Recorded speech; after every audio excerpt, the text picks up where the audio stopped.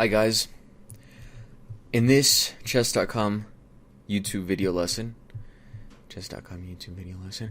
I want to talk about something that not many people are aware of, right? It's how you understand a move. The reason you would try to understand a move is so that you can remember the move. For example, if you're studying openings or if you're trying to memorize grandmaster games, I don't know, or end games or whatever, middle game plans. So you want to be able to understand a move so that you can remember it. If you don't understand something, you're not going to have much chance at remembering. All right. So a lot of people, there are a lot of frameworks. There are a lot of different frameworks, and each player has his own, right? I think Kasparov, when I listened to his audiobook, he was talking about time, space, and quality. And that's the framework that Borovsky talked about in his book that was written, 100 years ago. So that's the one that Kasparov used. And you can always combine them, right? You can always mix and match. Maurice Ashley, I remember he came out with some very interesting ideas about drawback chess. So what he does is maybe not on every move, but what he does is he looks at what each move gives up and what each move takes. And then he tries to analyze it like that. And then you have Smirnov in his strategic principles. You have Sorokovsky and how he evaluates activity. He says that, or measures activity. He says that you should look at the control of important squares, mobility and stability. Very nice. Alright, so I'm just gonna show you an opening that I've been studying, and I'm gonna tell you the framework that I've been using. Okay. So D4, D5. I've been studying the Tarrasch. This is the opening that I've been studying. Queen's Gambit, and then E6. So before I even show you the Tarrasch, I'm going to tell you where I got the framework. I was reading a book called Elements of Positional Evaluation by Dan Heisman. And his framework had a whole bunch of elements. Yeah, it was like a bunch of elements. But I just took the first three. And then just started applying that, thinking in those terms. And that's how I decided to come up, that's why I decided to study the Tarrasch, because it's really active. Okay, so knight c3 and c5. This is the beginning of the Tarrasch. This is not a video on the Tarrasch. I'm just showing you some lines that I studied, and then I'm going to explain to you how I use the framework. So what is Heisman's framework? Like I said, he has 6 or 7 elements. He has a whole bunch of elements, but I only took the first 3, which are the most important. And I think he mentions that in his book. He said these are the most important. These are the 3 most important elements, and you just use this to try to understand why one side makes one move. So the first one is mobility. The second one is, what is the second one? Flexibility. And then the third one, vulnerability, right? So you have those 3, and I really like those. I like those. It's very easy for me to understand openings if I use this system. Okay, so let's go back. Now, why would I play c5? First of all, what I'm doing is let's just look at the other moves, right? The most common move is knight f6. Another common move, maybe bishop e7. That's pretty common among grandmasters. And that's it. I don't really. Maybe dc4. No, not really. That's not really common. So those are the most common moves. Now the reason I'm playing c5 and not knight f6 is because when I play knight f6, I give him the option of playing bishop g5, right? That's not to say that c5 is better than knight f6. It's just trying to understand why you would choose a certain path. When I play knight f6, he can play bishop g5. He can play. He has that option. That is flexibility. When you have options, when you can do something, that is flexibility, right? It's like somebody who's really flexible, somebody who can do a split. If somebody can do a split, he can probably kick you in the head. He's got that option of kicking you in the head, in the neck, in the liver, and in the legs, right? He's got those options. Somebody who's inflexible, who doesn't have much flexibility at all, is probably just going to be as high as the liver. He's probably not going to be able to get to the shoulder or the neck or the chin or the temple. So a person who's flexible has more options, can just has more options. All right, so c5. Now that's not the only reason I would play c5. The other reason I would play c5 is to open up lines for my pieces. What I would like is to, for example, bring my bishop to c5 and then take on d5, and then I would have an open file on this. I would have an open c file and an open e file. More on that later. Okay. And then what else? Why else would I do that? Oh yeah, it also helps my piece's mobility a lot. For example, it opens up my queen. My queen is now, it's got that extra diagonal, which is sometimes very useful, especially when my opponent has played d4 and c4. Right? So that could be good. I want to play knight c6. That's what I want to do. I want to play knight c6. But if I'd done it on the last move, what would have happened? I would have blocked the mobility of my pawn. I wouldn't have been able to move it. And if I'm not able to move that pawn, then I'm not going to be able to get a c file, the c file for my rook, right? So there you go. That's why I liked c5. I just thought this makes a lot of sense when you use Dan Heisman's framework. I don't even know where he got it from. He doesn't even. I think he wrote a book and then he came out with new editions, and then he ended up coming up with this. I don't know if he just figured it out himself, or maybe he got advice from other people. All right. So now the line that I've been studying is dc5. This isn't a very good line. It's not a very good line, but I like to start with the most obvious lines, because this is the most obvious move that he has in my eyes, because his move makes a threat. He takes a pawn, and he's threatening cd5, ed5, and queen d5. So he takes and creates a threat, right? It's very logical. So that's how I like to start with my openings. Just start with what I think is the most logical, what I have to know. What makes sense, anyway, okay. So, here, if we play bishop c5, we're just losing a pawn. We can't do that. Can't just lose a pawn.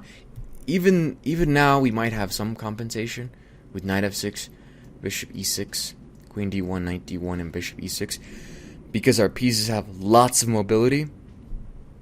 But that's not something, I don't want to be down a pawn, because a pawn represents a lot. A pawn represents... I would have to go to the endgame to show you what a pawn represents. But a pawn represents mobility, a huge amount of mobility. If you're up a pawn, that's a tremendous amount of mobility and less vulnerability, right? Okay. So, d4. Now, one thing that Heisman makes clear in his book, and everybody knows, Zanosko, Borovsky, Kasparov especially, he especially knows, is that tactics can always overwrite strategic elements. If you have a tactic to get checkmate, it doesn't matter, how much mobility you have or how much flexibility you don't have or how vulnerable your pieces are. It doesn't matter. If you have checkmate, then you have checkmate. So tactics will overwrite everything. That's why some people say chess is 99% tactics, because tactics will overwrite everything. Okay. So d4, this is a good move because we want to get our pawn back, but we don't want to lose material. So this is more of a tactic. This is just counterattack. This is the best way of defending against the threat. Alright, now he has a few ways of responding. Knight a4, knight b5, knight e4, those are the most obvious ways. If knight b1, I haven't even studied that, but that's really, there's not even a need to study that. Bishop c5, and black's way better. Black is just way better. Because he's got space. Space is not really an element in Heisman's. I mean, not like an immediate. Well, the thing is that is mobility. If you have a lot of space, you have a lot of mobility. Now my pieces can develop very freely. For example, he can't play knight c3, whereas I can play knight c6, right? No problem. I can play e5 without a single problem. He's gotta worry about e4. Maybe it doesn't work out because I can take and isolate his pawns, right? Or, for example, yeah, that's pretty much it. Yeah, that's pretty much it. He just has to. That knight not being able to go to c3 really hurts him. It really hurts him because then he's not going to be able to control e4. So if a pawn goes there, we'll be able to attack it very, very easily. Okay, so I don't even have to worry about that. Alright, so knight e4. This is the most obvious move. It's the most obvious move. And it makes a lot of sense for him to do that, right? This is more of a tactic, but it's also strategic. He's putting the knight in the center of the board. If you can put a piece in the center of the board, that's going to be a good thing because it's going to have a lot of mobility in the center. Okay, so now we're going to approach the other element in Heisman's framework, 3-part framework. He has more parts, but I just use it like that. I just think about it like that. Now, a piece in the center is good, but it can be attacked here. That's where vulnerability comes in.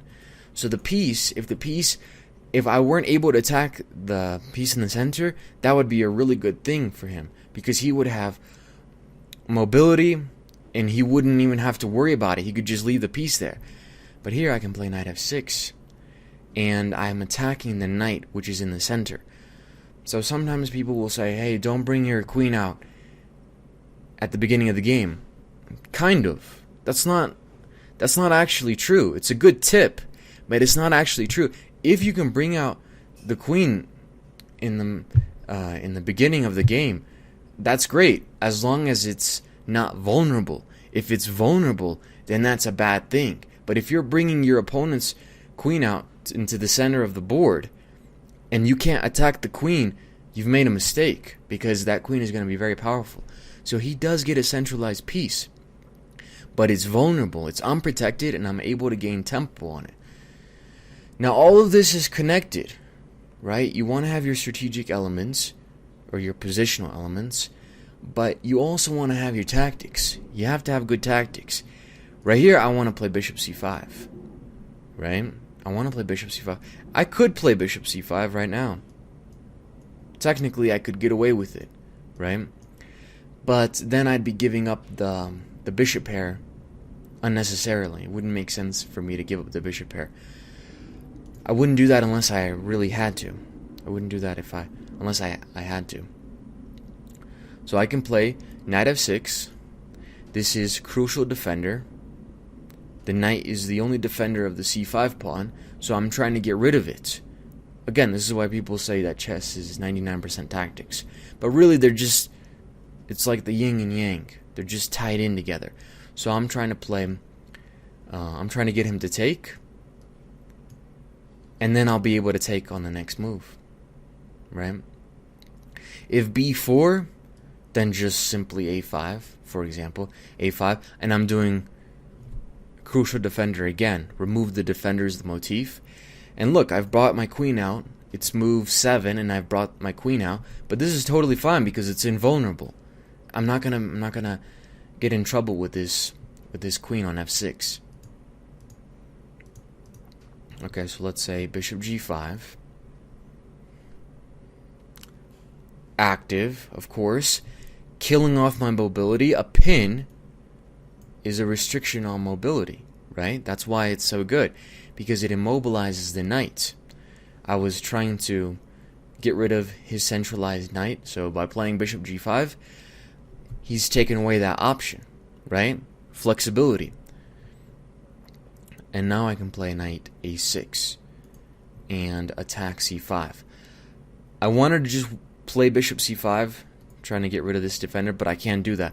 I can still win it with knight a6. And yeah, I'm going to get the piece back, and I'm going to be doing very well. Very well. That's the end of the line. Well, that's as much as you have to know. Black's fine here. Gf6, and then maybe he gets the bishop, because he doesn't want to let me get the bishop pair. And so I would just take. Alright. And here Black's dominating. Black's got an excellent center, and he's better developed. So Black's just doing very, very well. That's a line that I studied. It's not a terribly important line. Like I said, it's not about the tirage. It's just a line that I wanted to study to figure out what would happen if dc5 and white created the threat. And I just wanted you to know about a framework, so that when you study your openings or you're trying to memorize Grandmaster games, you'll think, hey, how do I remember this? Do I use Maurice Ashley's system, where I just think about, okay, what is each move giving up? Right? What is each move taking? Because each move is going to give up something, right? For example, this last move right here, we got f4, b4, c5. That's what we took, but we also lost a5. Obviously, with that move, we got a lot more than we gave up. So each move gives up something, and each move tries to take something. So maybe you like Maurice Ashley's system. You're like, man, I can remember really easily when I use Maurice Ashley's system. Or maybe you like Zonosko Borovsky's system with time, space, and quality.